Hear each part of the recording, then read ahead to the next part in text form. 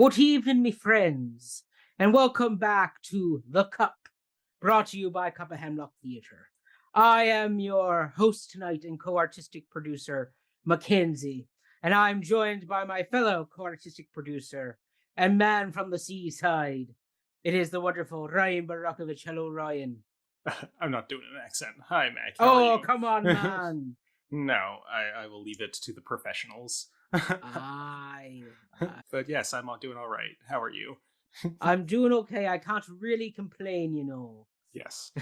In case people didn't check the title before clicking on this, Yes. Why are you being Irish right now? What are we talking about? I am Irish today because we are talking about Simon Stevens' Tony-nominated play, Seawall, that is being presented at Assembly Theatre with One for One Collective, and it stars the one and only performer of the whole show, the wonderful Jamie Cavanagh, as our lead and only performer role here. And this was directed by Belinda Cornish as well.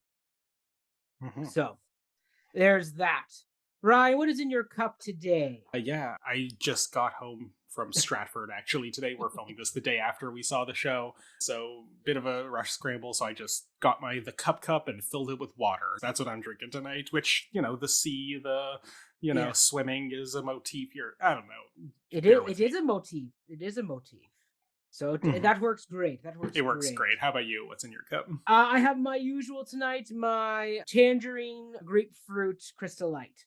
Lovely. Is what I have in my cup tonight. Tropical. And I am wearing my swirly blue patterned dress shirt in honor of the sea. Okay, there you go. The turbulent waters that this play takes place in. I've got the waters in my cup. You've got the waters on your shirt. We did it. Yes, yes we did. Yes, we did. All right. So we will put up a spoiler shield because this play is a bit of a spoiler. Are you actually going to do the accent the whole time? No, I'll drop it. Okay. Would you like to do the accent the whole time, Ryan? I think we can drop it here. You've made your point. All right, good sir. Yes. So, yes, we will put up a spoiler camera once we get to the spoiler section. But for now, we will give our general overview of this one-man play that Assembly presented to us. So, Ryan, you were more familiar with the playwright as well as maybe not this material, but at least the playwright. Yeah. So give us your impressions. What is this play for you? Did it hit with you? Yeah, so this was an interesting one. So yes, I was not familiar with this piece going in. I've done actually just a little bit of reading on it since we saw it, but I kind of made a point of not familiarizing myself so I could just take it on its own terms.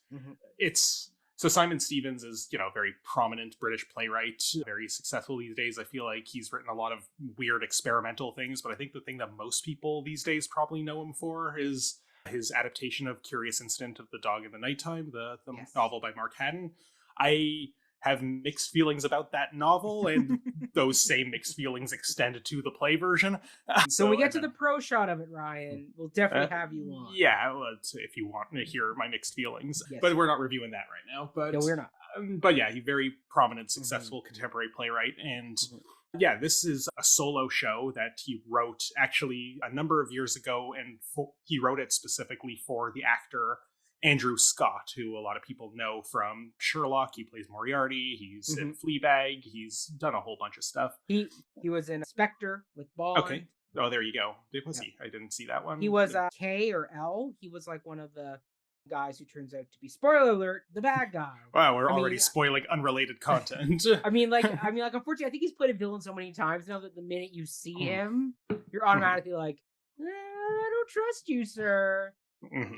So basically, short version synopsis of what this show is. It's a one-man show of somewhat of a confessional monologue. It's very interestingly structured. It kind of jumps through time and ideas. It's very meandering, very stream of consciousness. The ideas that are raised aren't always like very clearly connected, or the clarity of the connection comes after the fact, but you're sort of like, wait, how did he jump to this? Who's he talking about now? What's the case? It's sort of loosely structured. More than anything, at the start, it feels like he's telling us the story about his father-in-law is the central character in the story. But then as he's telling about that, he talks about his wife, Helen, and eventually mentions the daughter. I thought the daughter was Helen. Is the daughter Helen? I think the daughter's Helen. And is the wife Lucy? Or Lucy. The wife is Lucy. Okay, apologies for confusing them in my head. I may be wrong too. I've never read the play. I saw it last night. So did I, and I've seen another play since then. So apologies if I'm getting character names confused. We know one of them's named Helen.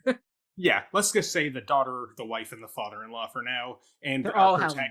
They're all Helen, and our protagonist, his name is Alex. I remember that much. Yes. But yeah, so our protagonist is kind of walking through the story about these various people he's related to. It's kind of just like there's a lot of touching, sort of lyrical, prosaic poetry, we could call it, is the best way. Yes. He kind of jumps back and forth between some memories of scuba diving. He talks about debating with his father-in-law about the existence of God as something that comes up a lot. And ultimately, what all of this is building towards, non-spoiler, is a very traumatic, tragic event that we won't say what that is specifically. Yeah. I will say, in the spirit of the traumaticness of it all, there probably is a big content warning that we will give after the spoiler shield, because the specific nature of that content that might be triggering to some is the spoiler ending of the show. So in order to not spoil for people who want to go in like we were, not knowing anything, we will reserve that spoiler for it, that content warning, for immediately after the spoiler shield. And so people can, if you do just want to know what the triggering content is, you can watch at least for the first few seconds. And then you can decide if you want to continue watching the rest. Yes. But yeah, that's kind of the show in a nutshell. I don't know if you want me to get into appraisals. Anything you'd like to add to the... No, I think you summarized it up pretty well. I mean, once again, we're not spoiling anything. So I think you've set it up pretty good that this is a confessional play. That's a one-man show. And there is an Irish accent which is the play, which is something that I did not know going in. So it takes your ear a minute if you don't realize that's going to be happening. There's a minute where my ear had to kind of adjust to that dialect to kind of catch everything that was being said. Because, anytime you're able with a new dialect, that your ears do take a minute to pick up on the flow of things and the rhythms. And the interesting thing that I read about this is that nowhere in the text of the play does it specify that the character is Irish. It was written for Andrew Scott in particular, and he has a naturally Irish accent. So yes, he does. I would assume that Jamie in his performance took that as a cue, that because it was written with this actor in mind, that is something foundational. Yeah. We can talk post-spoiler about the specificness of this nationality, because I have a thought about that. But before we get into spoilers, I'd say, at the end of the day, this is a pre-existing monologue that really does feel like an actor's workshop, that there's a lot of really great, meaty, juicy material, and Jamie crushed it. Amazing performance. Yes. I think, this is his performance, even more so than the writing, is the reason to see this. And it's, just stunning. We can talk more nuance-wise about the specific things he does and how he handles the text post-spoiler. But it is just a stunning solo performance that really feels like, it's the reason you want to see this show, to be mesmerized by this performer. And I will say, because I think this belongs pre-spoiler, it's super short. This is like a 45 minutes play. 45 minutes at the most. I think they held the house for like 5 minutes before it started. So I feel like it might have just been like 40 minutes. So you are in, you're out. The length could throw you for a loop. If I was expecting it to be an hour long, because that's what it said on the ticket. Right. But even shorter than that. And we can talk about what that brevity does again post spoiler. Anything general appraisal you'd like to add? General appraisal. Well, once again, Jamie was terrific. We saw him in The Huns in a very different role. But he's, once again, anytime somebody does a one actor show, you gotta cast someone who's gonna bring it and hold it there, because they're not as easy as they look. Like, some people think, I can do my one woman show about my life and just talk for an hour and it'll be great. Even though we see many a sitcom trope of, they do the one person show and it's a horrible, dry, terrible piece.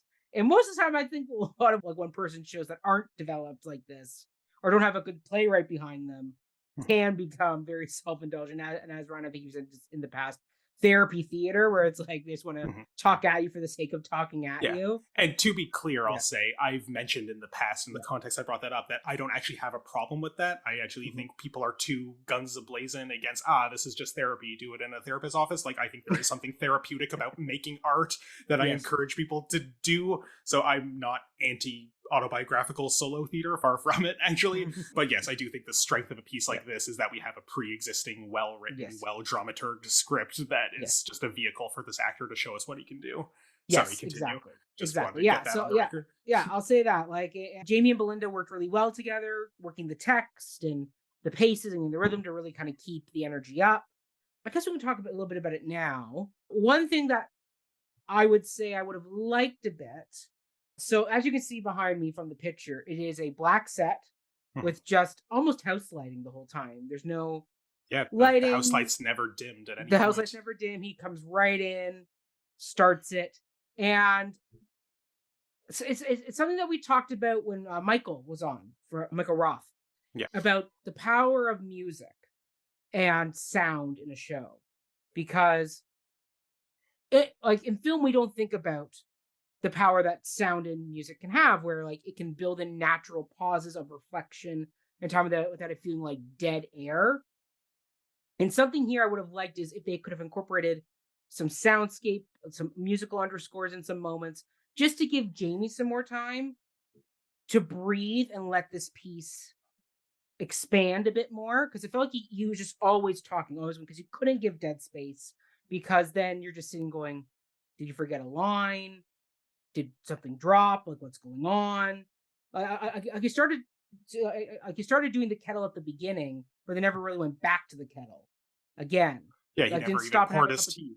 Exactly. So for me, I'm like, I would have liked some more moments to build and give pay and breathing. Like there's a moment, once again, not to spoil anything, where he's talking about floating in the ocean. Mm-hmm. It would have been great to have this soundscape of the sea there, or just some tranquil water sounds or some music. And then also I would also play with the lights a bit. You can go to that kind of bluish hue to give something more there. Because something that you and I both said at the end was the play ends very abruptly, and he just walks out, and we're left kind of doing the. Yeah. So I think first of all, playing with the lights a bit more, where they did come up and come down, would have helped give the audience some open and closure, visual separation, some visual separation to this piece, and then also I think building it a bit more with like either some chairs or the tea, some action on stage versus just pacing a bit.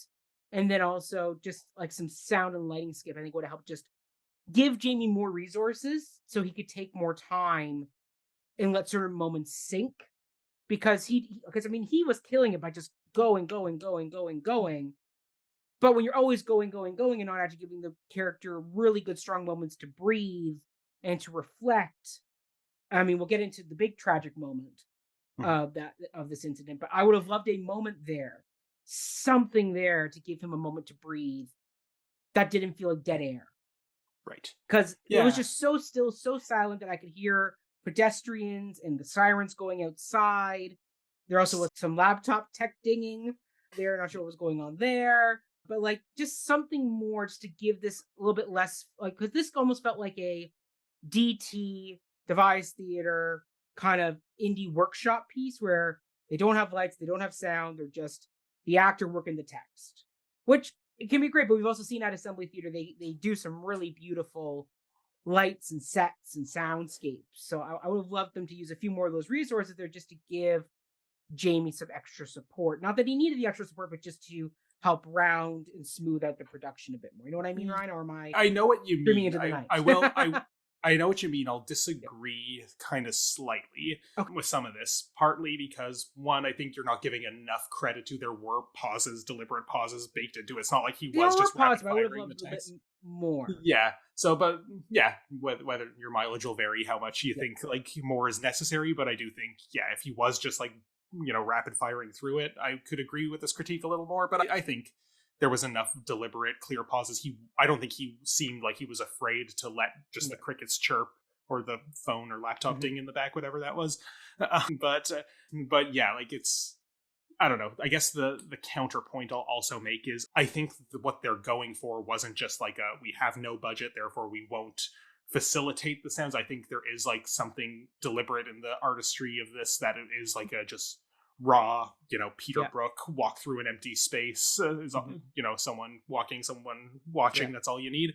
Yeah. And I do think, like, I thought the kettle sound was interesting at the I beginning. love the kettle sound at the beginning. It was that great slow boil. A slow boil that actually kind of for a moment sounded like rushing waves, and even before you know what's happening, there you kind of know there's going to be some kind of sea imagery just based on the title. And what I like how that was produced by this literal object on stage. Yeah, I love that. I agree. The sounds.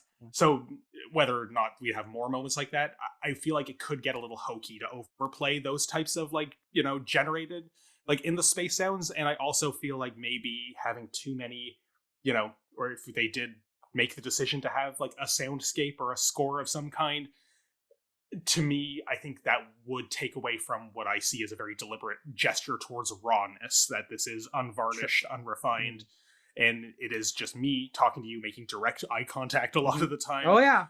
And I love that they didn't change the house lights. I do agree that there was an awkwardness at the end that we'll talk about post-spoiler in a little more detail, but I don't actually mind. I think for the overall effect, I feel like too much production value actually could have cheapened this or risked verging on melodrama at times. So yeah, that's what I'll say on that. Yeah. Okay. All right. Should we put up the spoiler? Are we itching to talk about? I think so. I either way, I will say go on out and see it. It's another great piece of work by Assembly Theatre and One for One Collective, as well as an association, as we associate with Bright Young Things and Quiet Things Creative as well. So they did a terrific job. This is a solid piece. It's going until October the 8th. So get on out and see it. You got a little over a week. It's a solid show. Highly recommend. Nice. Yeah. Okay. All right. Click. Yeah. Spoiler camera coming on. Yes, it is. All right. Trigger warning, Ron. Do you want to say the trigger warning for us? Yes. We are past the spoiler now. The show Seawall contains some sensitive material, specifically dealing with the death of a child and a father's grief in response to that. And because the revelation of that being what the story is building towards happens very late in the game, we did not want to, tell you that pre-spoiler warning. Now that you know, if subject of matter of that nature disturbs you, you can feel free to stop watching this episode now. We will continue talking about this subject, and it'll be your decision whether or not you decide to see the show in question. If that is the kind of thing that, you need to put your mental health first for, we completely understand. Absolutely. Okay, so we've ripped off the Band-Aid. What do you want to talk about first? Oh my goodness, what do we want to talk about? I guess. Yeah, you can start, because I don't know quite where I'm going to land to start it with. Well, something that I feel like I might lob over to you, because I recall a couple of years ago now when we reviewed the play Pipeline by Dominique Morisseau. Yeah. Not the Soul Pepper production. We did like the pro shot of the Lincoln Center Broadway original HD. Production on Broadway HD. You mentioned that there was a moment in that play that really viscerally unnerved you, and it was also something to do with blunt force head trauma. Yeah, yes, that's right, yes. And sitting next... Pipeline is when the kid gets his head bashed into the ground, and the teacher does the... Yeah, with a lunchbox on a table, and to visually give the feeling of how that... And sitting next to you as he's describing his daughter taking this little tumble and having her head crack open, for lack of a better word, I felt you squirm more so than I even felt like before. You want to talk about... Well, I've cracked my head open. I don't know if I've ever told you that story. Well, you mentioned it in the context of that episode, but longtime viewers may or may not remember. But that's right. Care to talk about how this play affected you, perhaps, in that regard? Sure. Okay, so it did affect me in a lot of different ways. So first off, yes, head trauma. It does make my chest get it right in there, because the minute they talk about the blood, I can smell the blood, and the more I think about it, I'm sure that's probably a trigger memory from when I cracked my own head open, lying on the tiled floor of my house, lying there and feel the blood. Yeah, so definitely the visual imagery automatically sent me back to my own head cracking moment. And then they talk obviously about the loss of oxygen to the brain, which ultimately leads to the death. Very well described by the playwright. Once again, this is why you get a really good playwright. They can create some very powerful images without actually seeing it. So Yeah, no, it's a heartbreaking moment. And then he starts talking about, like bringing the daughter's body back and having to declare it as human remains. And all I could think about with that is, and I've talked about this before too, but my cousin, who are with my godparent, who are part of my godparent family, they lost their son. He had a seizure in the night and died in his sleep. But once again, him talking about the cradling of the child and carrying the body back brought visual images back to my cousin's funeral of my uncle carrying the box of ashes. And I mean, this is a over 6 foot tall truck driver of a man. And all he's got left is that literal box of a human being of ashes. And literally just the night and day change in both my aunt and uncle from that time onward. They have never, ever been the same. Personality wise, ever. Losing a child, it does things that you will never understand. The pain and the loss of that. And particularly because they build it up so much that they never want, like they talked about having another child, they never did have another child. So this was it. This was their one child. And in a horrible accident that is nobody's fault, the child falls off the cliffside and hits their head on the rock. And that's it. And so I mean, I'm sure that's is how Simon Stevens, as the playwright, wanted it to go. Because throughout the whole piece, I'm trying to put together what the hell is going on. Because Jamie's character Alex comes in off the top with the accent and just starts talking. And it really is like a stream of consciousness play where you're jumping from plot point to plot point to plot point and not really having any connective tissue. So for me, it was really hard getting my brain to kind of click and figure everything out. And so then you get to the death and I go, oh, okay, this is grief talking. And I really would have loved another person in this play. As much as I love it as a one-person show, this play would have highly benefited from having a grief counselor on stage, like playing devil's advocate on him to try and prompt this conversation, because you can really build it up more with like he's angry at his father-in-law, he's trying to process this, and you have someone who's just there, either as an onstage voice, just a audio voice that is unseen, just something that he can play off of to help get this a bit more contextualized. Because I got to feel a lot of audiences who don't know this piece at all go in and they're also probably thrown going, what the heck is this piece? And then by the end it clicks, but by that time you're so reeling trying to catch up that you're I walked home afterwards in the rain. Perfect weather for it, actually, being wet and everything. But my brain was still processing, just trying to put all the pieces of the play together because it's told out of order. Like, so you're trying to put all the pieces together. And so I think just having another character on stage to be the prompt person could have helped give the Alex character a bit more to work with, a bit more to play off of, a little bit help to the audience to help them kind of filter this a bit better, that type of thing there. I don't know, Ryan. I see you making faces. So I got to disagree. I think I am going to disagree. I love it. Go for it. Similar reasons why I don't feel the same way as you about the lack of soundscape and the production.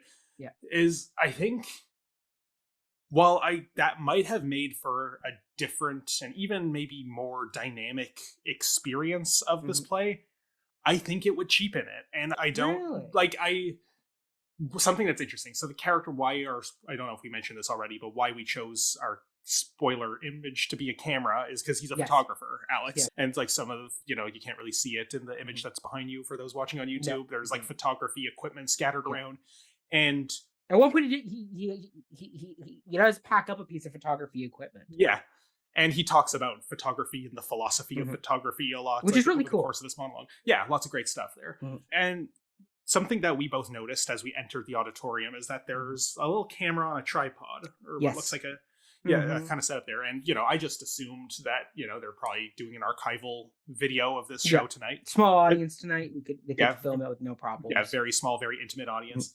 And didn't think much of that entering the auditorium. But then once the monologue started and it had this confessional posture and he mentioned he's a photographer, my mind went back to that camera. I'm like, oh, I think this is a prop. And it does give the sense that this is something that is being delivered confessionally to a camera in the absence of other people. Now, that's interesting. And then when I kind of, again, me trying to make sense of this piece, because I also had similar piecing together. It really is a bit of a puzzle box. Yes, it is. I found that, and I don't know if this is the same with the original stage production, but during the pandemic, Andrew Scott reprised his role in this piece for like a video production that was shown online. Oh. And that is, I didn't watch it. Like, I wasn't going to watch this whole other production of it to help myself review this production. Well, it is still on YouTube.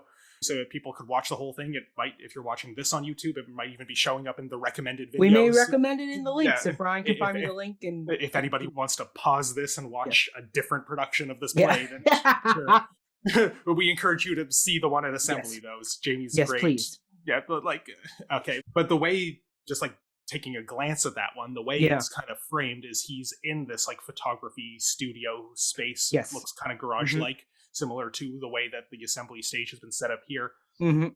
But there is just a static camera that he kind of turns on and off at the beginning and end of it. So it is very much that he is confessing to this camera. Right. Which I think then, to your point about additional characters, I think it would fundamentally change the texture of this piece.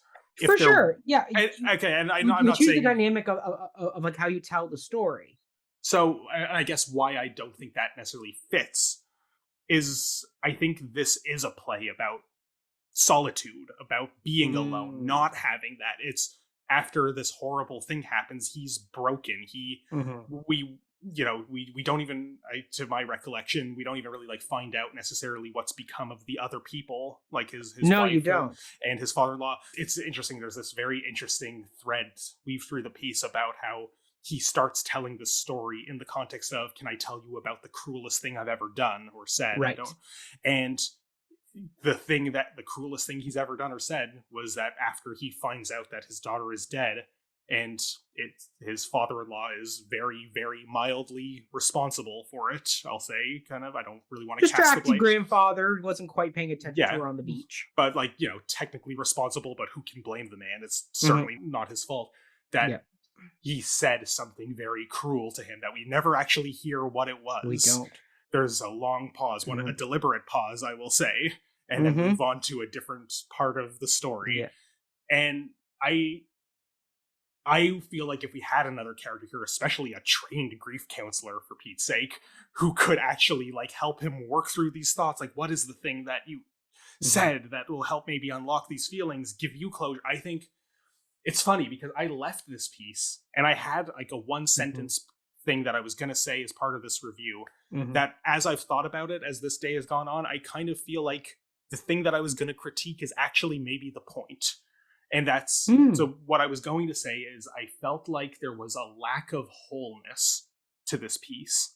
Yeah. And I think this is coming from the fact that it ended in what felt like a very abrupt way, to the point that, yes, like you said, nobody in the audience knew, is it over? Do we clap? The ticket said it would be an hour long, and we're only 40 minutes in. Is he going to come back? Is he going to say he comes back eventually and does his curtain call? But I feel like if it was at least... Well, this is, again, what I was going to say. If it was at least longer, the piece, if it kind of was just a long thing that eventually, okay, this has to end at some point, even if it had felt abrupt, it would have kind of had this sense of wholeness. Right. That, well, that's a complete play. This doesn't feel like a complete play because it just ends so jarringly. That said... Maybe that's why I'm thinking another character would be there to help. If it was a full, complete, not so abrupt one play, then maybe I'd be like, okay, we got the full story. We're good, but maybe that's what you're hitting on there. Yeah, I think if it either had just more length to it or a more definitive ending, people would leave being like, wow, that was touching. Yeah. But I think it wants us to leave not sure how we feel. Right. It's about how grief isn't easy to process, that we don't all have easy access to a professional who will ask the right questions and help us through it. And you can include that, but I don't think that's what this play is about. I think we still have that whole grief is a process. Not everything's answered in one sitting. By by not having the therapy session end on a perfect note, Well, where it's like you answer some things, not everything. So it's like, all right, go again next week, sir. and You've I lost guess your daughter. We're not ending this on a perfect note here. You have a process to get through. It's not just grief is one grief session and you're good. It's no, but I do think the absence of a character like that shows that he's not even ready to take that step. Okay. He's sitting alone with a camera and just talking out his ideas. He doesn't want the kind of structured, I'm going to help you make sense of it. He doesn't think he deserves that. The fact that he frames the story around not let me talk through my grief, but I did a bad thing and I need to get it off my chest. And that even by the end, he still can't, because that bad thing is wrapped up in how he feels about everything terrible that happened. I don't know. I think the more I've thought about it, I'm glad we didn't just rush home after the show and record this right, because I think I might have had a slightly more negative review. The more I've thought about it over the course of this day, I do think there actually is something potent about the uncertainty that this play leaves us with. And not everything has to be tied up in a bow or even gesture towards the fact that a bow might be on the horizon. Right. I don't know. Those are my 2 cents on that. What do you think? I've talked a lot. Oh, well, yeah. I mean, like, once again, I think it's just for me because it starts so abruptly, ends so abruptly. It doesn't it's just so open. It's like the gaping wound, the head wound is just open, and really he's just bleeding out his heart in this. Once again, it's a very powerful story, but I just go, as an audience member who did not know what was going on, this can really jar an audience and maybe make them turn off or tune out because they're just not connecting. And then by the time you get toward the end of the 40 minutes and all of a sudden it's daughter died, you're like, oh, I've been so tuned out for a while because I haven't been able to understand what's going on. This hasn't gripped me the right way. And now I've missed certain elements. Like, I don't know. For me, it's not a problem with the production because Jamie and Belinda did a great job with the material they had. It was just, I think the material itself left me wanting more, left me wanting something else to help get this piece together for me, because I don't mind open endings. I love a good plot dangle thread where not everything ends perfectly. Like, and there isn't a happy ending on the horizon right away. Like it's going to be a process. I mean, that's one of the reasons why I actually like Into the Woods as a Sondheim musical, because it doesn't end happily. Baker's wife dies, and he's left with a baby, and it's like, what happens next to him? We don't quite know. Is he successful? It's okay. Children will listen. It's fine. Right? Jack's lost his mom. What happens to Jack? We don't quite have an answer to what's going to happen to him. Little Red's lost her whole family too. What happens to these characters? You're left very open-ended. I don't mind an open ending, but I do want something a bit more than what we got. And I think that's more the material than what Jamie and Belinda did, because they can only work with what they're given. So, yeah. I think maybe what would maybe help Jamie and Belinda is if he had entered from the backstage, like that side door that would be that way on the stage, If he had entered there, come in, and then exited out the audience stairs, maybe that would have helped to give the audience a session that he's leaving the room, leaving the show, versus entering and coming in the same way. I don't know. I think something that could have created this division that we've gestured towards, like the lights didn't do it, sound didn't do it, I don't think necessarily which door he exits from would make much of a difference, because I think there was still a sense that this feels too short, he's got to be coming back, so regardless of which door he came through, I think what he maybe could have done, because this is what Andrew Scott does, is what I saw just by flipping through this video, is that he turns off the camera, and because we are filtered through this camera, at least in the filmed version, so I feel like because the camera is placed on the tripod, if he had gone up and created some sort of physical just hit the button and the red light goes off on the camera. Exactly. Something like that. Yeah, that would have worked. Now part of me I think it's interesting because that filmed pandemic version where you actually are filtered through the camera, so we are presumably watching the thing that he recorded, or maybe it was treated as a live recording.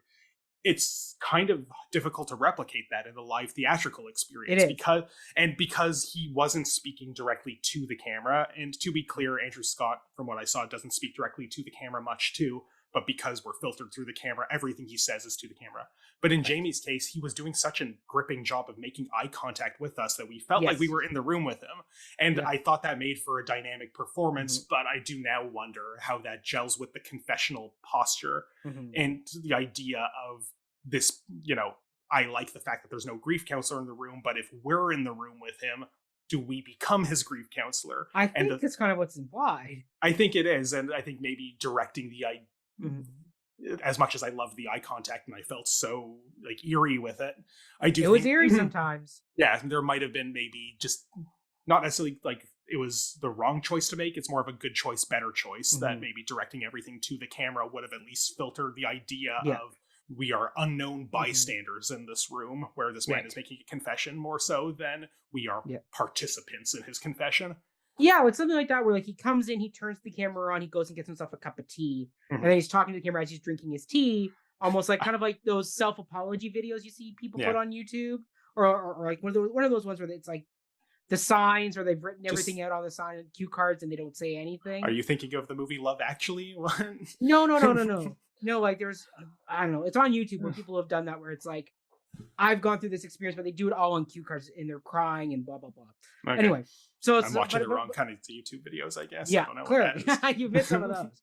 Anyway, but yeah, so there's that where it's like, if you had done that where you really frame it where like he comes in the room, he gets out his tripod camera, sets it up on the stand, goes and gets his cup of tea, starts the cup of tea, starts talking, goes and gets a cup of tea, then, continues talking to the camera, always coming back to the camera. Then at the end, turns the camera off, packs it up, walks out of the room, and that's the end. Like, but even giving that would have given us maybe a bit more of a beginning end.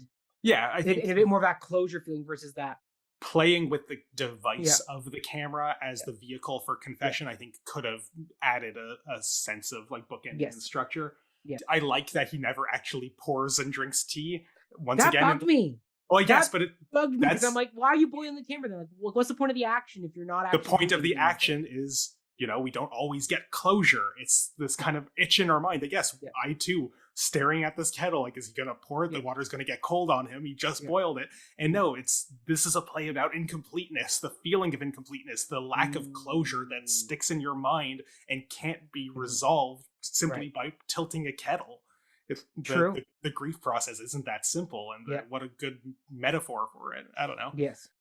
No, you're right. I mean, I never thought about it that way, but yes, that does work as an interpretation.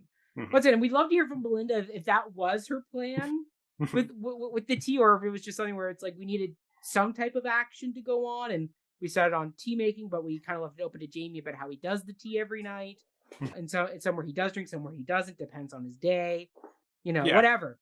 I mean, I'd be very interested to hear what exactly was directed with that tea. Because for me, like, it just sat there and I'm like, why? Okay, what's the purpose? I mean, it's like me watching a slight side tangent, but Gypsy at Shaw. Kate Henning is doing the song Some People. It's Rose's first big number of the show. And they have her folding laundry. And I was like, that's the antithesis, the exact opposite of what you should be doing during the song is playing housemaker, folding and putting away the underwear in the drawer. This is a song all about her rebelling from that. It should be her refusing to do the laundry. Tries it, leaves it. Tries it, leaves it. Like specificity of action, where it doesn't just feel like aimless wandering or aimless action for the sake of busy work. So for me, look, the tea felt to me almost a bit like busy work, but as you've recontextualized, I'm like, okay, that's a more interesting interpretation. I don't know if every audience is going to get that, or I don't think the audience like me going, what's with the tea? What I think I'm getting at, and a lot of the points I'm making is, I think this is a play that's very comfortable with frustrating its audience, and I say that like a good thing. Like I think it knows what it wants. It knows that it is a story about the tragedy of incompleteness, and that things will be frustrating, and frustration can be alienating, and so is the experience that this character is recounting. Yes. And while we're talking about, sorry, were you done with the kettle? Because I'm done with the kettle. You're good. This will be a bit, and you're done reviewing Gypsy at Shaw, which bonus review. Small bonus review. I mean, I could say a lot more about it. But so while we're talking about small details, something that I did also really love is there's this image that is in the script about the hole in his chest. Yes, beautiful imagery.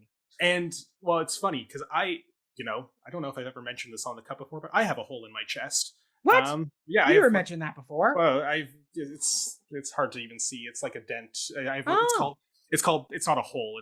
It's an indentation. It's called pectus excavatum. It's just like a bone deformity that a lot of people just have in their chest, like in the rib cage. I thankfully have a very mild case. Cillian Murphy kind of has that. Like, sure. If you watch Oppenheimer, he has a shirtless scene where he has that type of it's thing just too, like, you're like Cillian Murphy, Ryan. There you go. There you go. Just like him.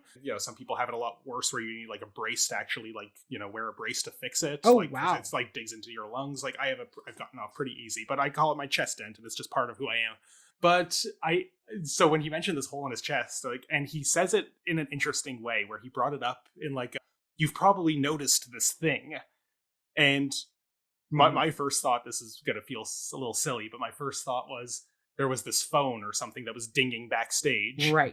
I assume, more than anything, is Jamie probably just left his phone backstage when he was going onto the stage and probably forgot to put it on silent, and then somebody was urgently texting him. I don't know. I'm sure this was just a slip up this one night and isn't like foundational to the piece, so I feel bad that we've brought it up a few times now. But when he said that, you've probably noticed something, it's really hard to miss. Right. I thought for sure, I'm like, okay, this thing that's been annoying is very deliberate. Because like, wouldn't that be neat? Is like, we all think like, oh fuck, somebody like turned on has their phone on, like, it's clearly coming from backstage. Like it's not like an audience etiquette thing. We don't need to belabor that point, but but then when he said like, you've probably noticed something, I thought, yes, I have noticed this thing. And then he's like, I have this hole in my chest. It's so hard to miss.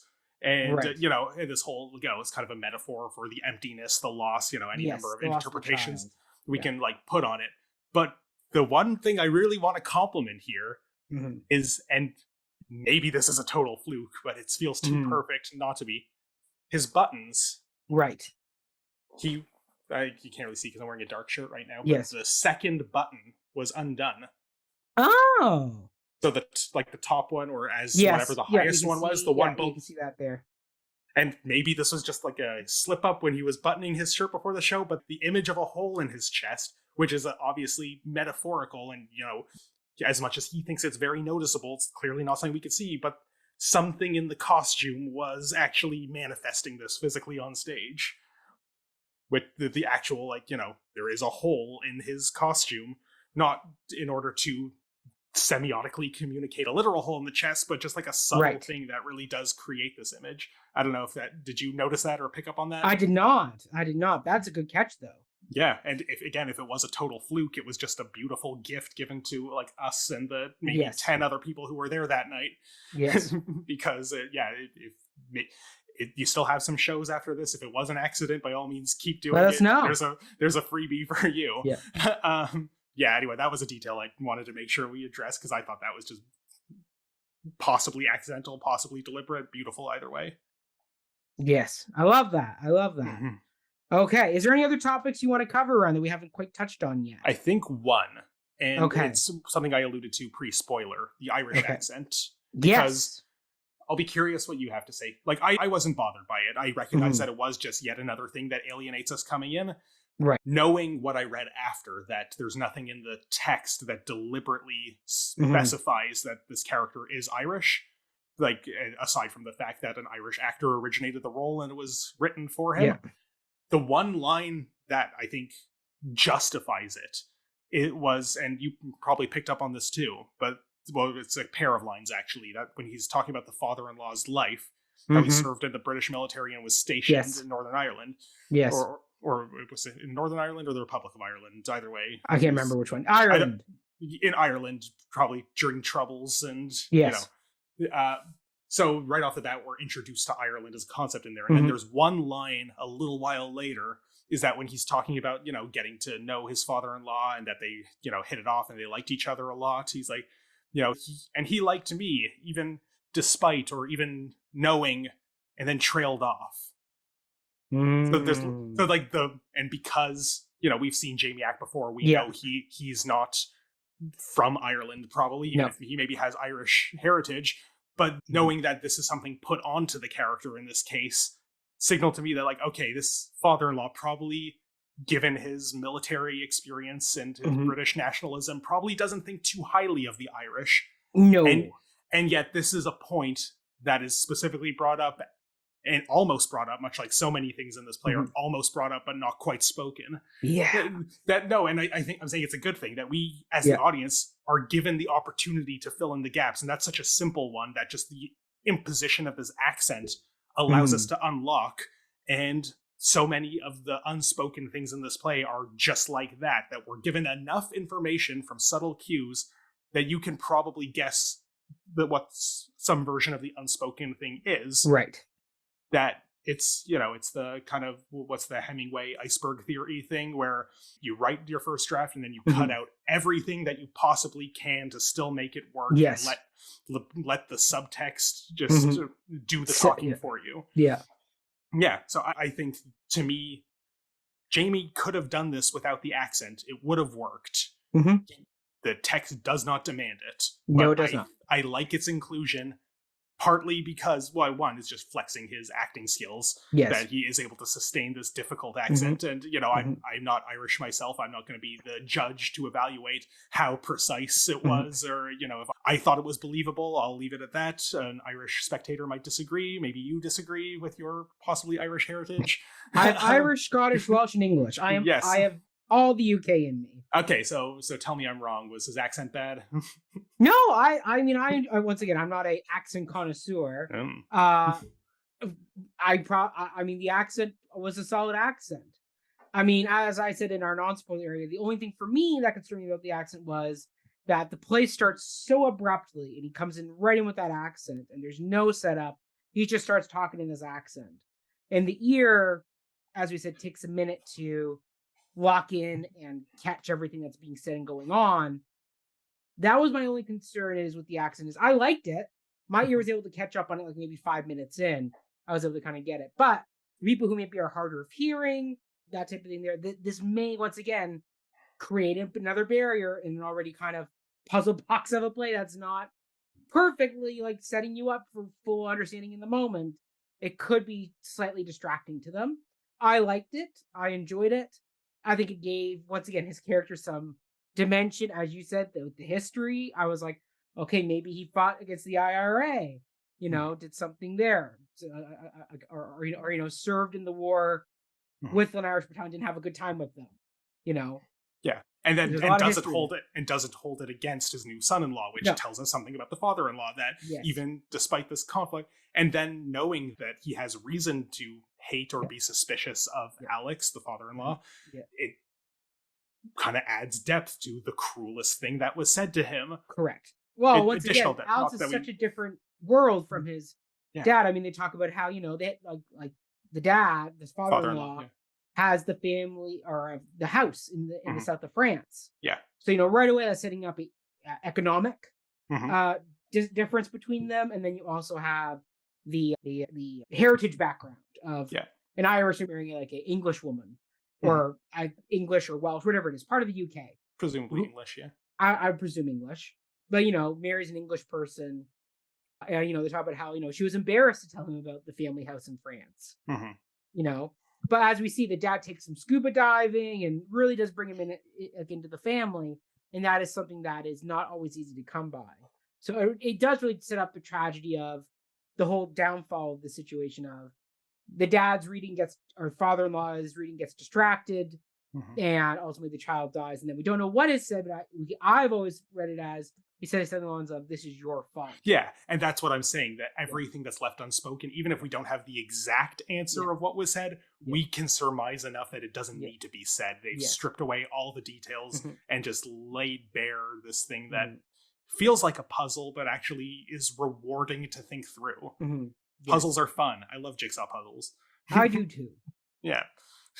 I do too. But no, I didn't mind the accent at all. Like, it was one of those things where I didn't mind it, but I could see why some other audience members who maybe are harder of hearing or just have a harder time adjusting to accents. I mean, my parents now watch everything with subtitles on the TV because my dad wears hearing aids. Yeah. So I know if I brought my dad to the show, he would absolutely have a harder time catching the language off the top. Now, he may get it in like 15 minutes, but out of a 40-minute show, you're 15 minutes in, you're finally adjusted enough to really be catching all the details. You know, I can see why that could be disparaging for some. So, not that they did a bad job with it. It's once again, the play itself doesn't set you up enough time that even if you are to do an accent, that unless you're really catching it, you could miss something, and then you feel checked out because of that. So, but once again, Jamie did a great job with the accent. I thoroughly enjoyed it. I'm all for increased accessibility and removing those kinds of barriers. So yes, can't disagree with you there. Yeah. But yeah, that's kind of what I have to say about the accent. Do you have any other thoughts? No, I mean, once again, this is a one-person show. There's not one person so much I can say with very little production design elements. That I think. Well, I mean, we talk about production design. Yeah, as much as there was to say. Yeah. Or as you and I have talked about things that I would have liked more. I'm content with them not being there. You were content with not them being there. Yeah, I guess one last thing I'll say, this isn't like another additional point. It's more kind of, I guess, a summing up comment that I feel like if people watched past the spoiler shield and are listening to everything we're saying right now, who have not yet seen the show, right? I assume it's because, we've spoiled. You probably weren't going to get to see it anyway. Yes. That I think, you're content with, well, I missed this show, but I'd like to know about it. Let's hear what these people have to say. And, I don't expect that after we've now laid all this out, that people probably will be like, now, I guess I will go see it because you make it sound really good. Right. Or that I think, we've maybe saved people the trouble of seeing it in a way, and I feel bad if we've done that, which is why we make a point of doing the spoiler to give people that option. But I'd like to think, now that I've had time to work through this play, that I admit I found frustrating leaving, and that alienated me a bit, and it took the benefit of time and thinking to really find the appreciation that I've now laid out to you and to the listeners. I'd like to think that hopefully some people have stumbled upon this who did see it, who found it frustrated, and maybe hearing some of what we've said. Yeah. You have in my mind about that teapot. I never would have thought about it that way. I like the sound, but I also was highly frustrated with go back and do something more with it because it's just sitting there. And why did you not do something more? But now you brought up the whole idea of frustrate the audience, leave it incomplete, leave it as a gaping proverbial hole in the show that's not getting answered. And I hope, please, if anybody watched this play, felt alienated, and if anything we've said really did make you change it, get in the comments. Continue discussions. This play in particular, more than a lot of ones we've covered recently, have really made me think I appreciate this play in particular for all of the other reasons we've said, for keeping me thinking in this direction. Yes. Well said, sir. Well said indeed. I got nothing more to add. I'm happy to. You lit in my brain. Yeah. You opened my eyes to some new ways of thinking about this play after I did leave feeling a bit frustrated with the play itself, not about the production. Production was great. The text material itself, I was like, well written, but I'm like, I wanted more. I wanted some more closure. I wanted something more than what I was given. But I think, as you said, that's the point of the whole play in general, that what they were going for there. So.